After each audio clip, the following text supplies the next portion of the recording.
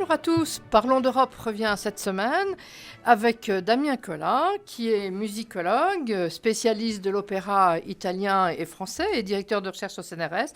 Bonjour Damien. Bonjour Christine. Merci de venir répondre à mes questions. Alors, on va se voir 2 semaines de suite. C'est assez exceptionnel. On fait l'émission en 2 parties pour la consacrer à un monument européen. Alors, ce n'est pas le lieu qui nous intéresse, mais c'est le genre musical qu'est l'opéra, parce que c'est un genre très important en Europe. C'est une réalité européenne. Alors, petite question, on en trouve partout ? À l'opéra de nos jours, on en trouve absolument partout sur les 5 continents. C'est l'une des formes d'art, l'une des formes de culture les plus complexes, les plus abouties, et c'est une forme qui est née en Europe. Alors justement, elle est née en Europe. Alors est-ce qu'on pourrait peut-être d'abord définir tout bêtement, essayer, parce que c'est compliqué de définir qu'est-ce que c'est qu'un opéra ? Alors un opéra, c'est une forme de théâtre entièrement chantée. Ça, c'est sa forme italienne qui maintenant est déclinée dans une multitude de langues.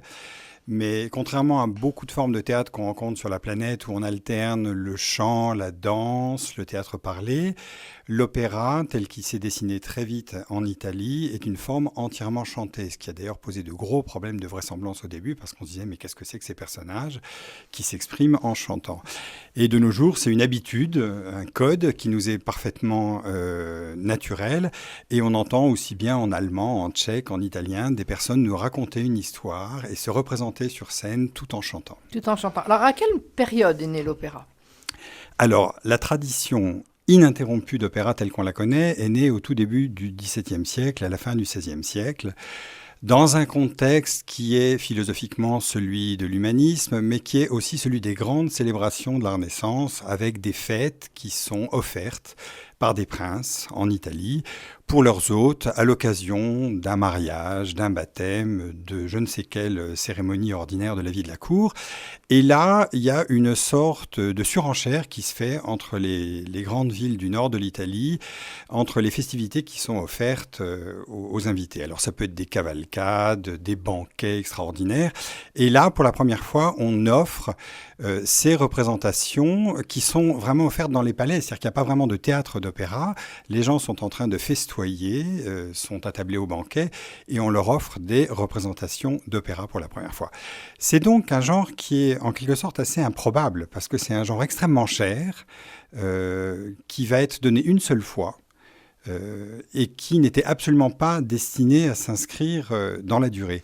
Et le miracle a fait que décennie après décennie, le relais a été pris par d'autres conditions de production qui ont fait que le genre s'est pérennisé.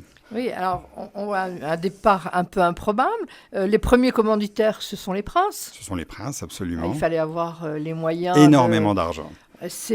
Mais est-ce qu'on sait exactement, est-ce qu'on a la trace de la première commande ? Qui a eu l'idée de faire ça ? On a beaucoup. Alors, on a un peu tendance à dire que la naissance de l'opéra, c'est 1600 ou bien 1607 pour l'Orfeo de Monteverdi. On trouve aussi des œuvres à la toute fin du XVIe siècle. Donc, c'est dans l'air du temps, en fait. C'est très difficile de donner une date de baptême. Et à chaque fois qu'un musicologue essaie de donner une date de baptême, il y a l'école adverse qui lui dit « Ah non, pas du tout, c'est pas ça la date la plus importante ». Non, ce qui est assez curieux, c'est un petit peu comme en chimie, l'assemblage d'éléments chimiques qui sont très différents et qui vont composer des molécules qu'on n'aurait pas pu prévoir à l'avance. Il y a d'un côté ces conditions de magnificence des fêtes de la Renaissance, et de l'autre, il y a toute une réflexion des humanistes sur ce qu'était ce fameux théâtre antique, le théâtre des Grecs et des Romains, dont tout le monde parle, puisque tout le monde connaît la poétique d'Aristote, mais enfin, on n'a jamais vu en Europe à cette époque-là une pièce de Sophocle représentée, si ce n'est d'ailleurs qu'on donne à Vicence à la fin du XVIe siècle, les 10 proies de Sophocle, et c'est une tentative qui est peut-être unique. Alors on essaie de faire revivre ce théâtre qui est dans les esprits des lettrés un théâtre absolument idéal, transmis évidemment par l'imaginaire que nous en donne Aristote, avec le chant, la chorégraphie, le récit.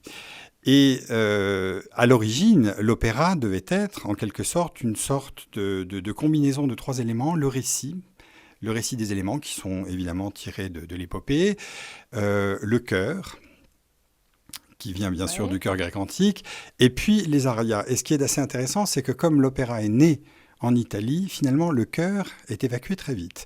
L'Italie est un pays de prima donna. Et donc, l'opéra est devenu très vite un genre d'expression du moi soliste face à l'Assemblée. Face à l'Assemblée. Et on peut imaginer une sorte de musicologie fiction où l'opéra serait né en Scandinavie ou en Allemagne et il aurait eu sans doute un profil complètement différent. Alors, on va écouter un tout petit extrait de nous vous avez apporté. Alcina de Handel, c'est un peu plus tard. Donc, un petit extrait.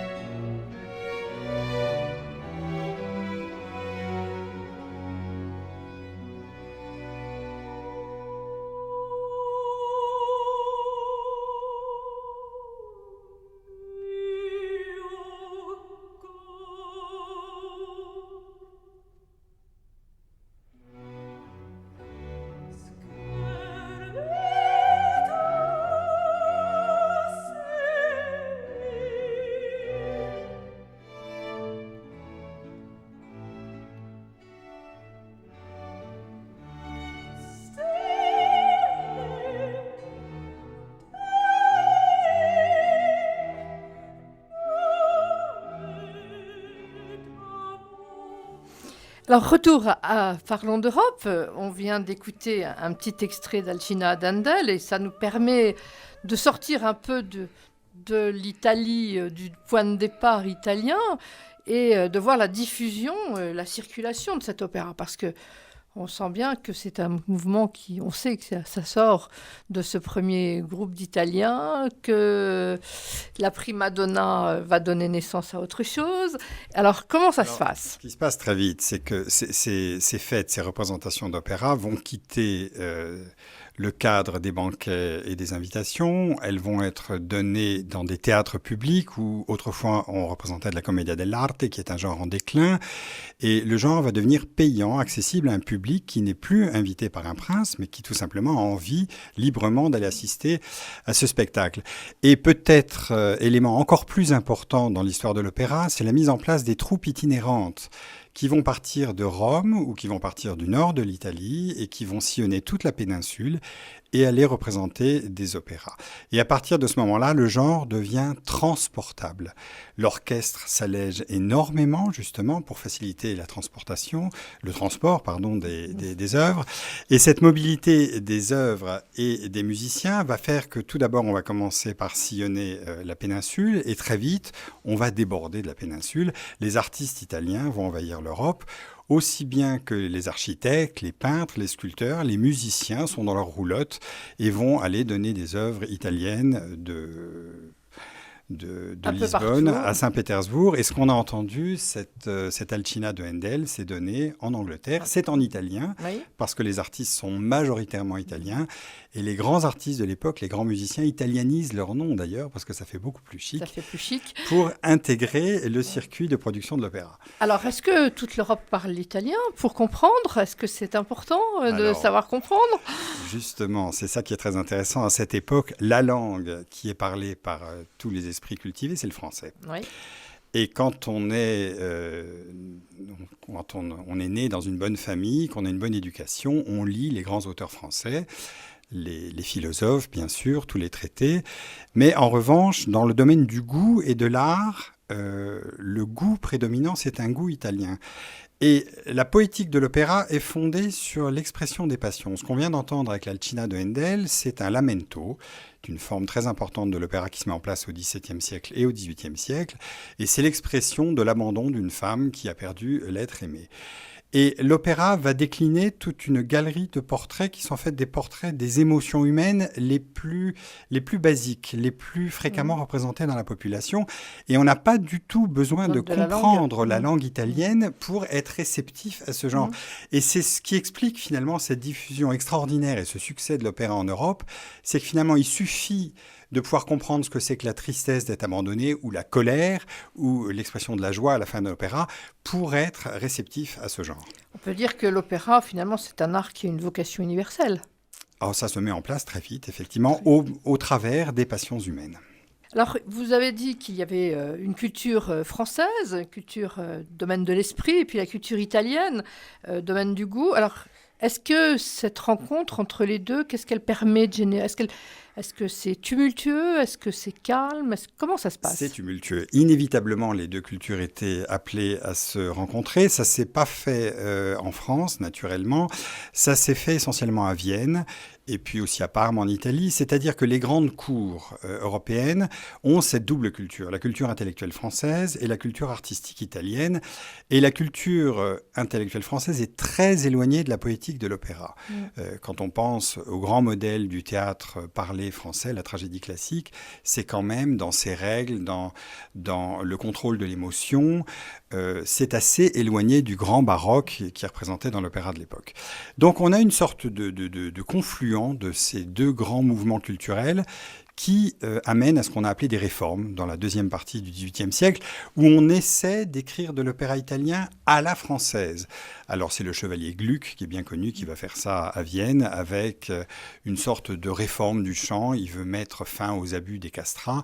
Il y a effectivement un chant virtuose qui caractérisait à cette époque le chant italien, et il va essayer de simplifier, en même temps d'apporter des éléments qui sont beaucoup plus développés en France qu'en Italie, notamment la danse, et ça donne des expériences dramaturgiques sans lendemain, mais qui font toute l'histoire de l'opéra dans la deuxième moitié du XVIIIe siècle. Bien, merci beaucoup Damien Collin. Je rappelle que vous êtes musicologue, directeur de recherche au CNRS, spécialiste de l'opéra, mais on vous retrouve la semaine prochaine pour la suite de l'histoire. À bientôt, merci.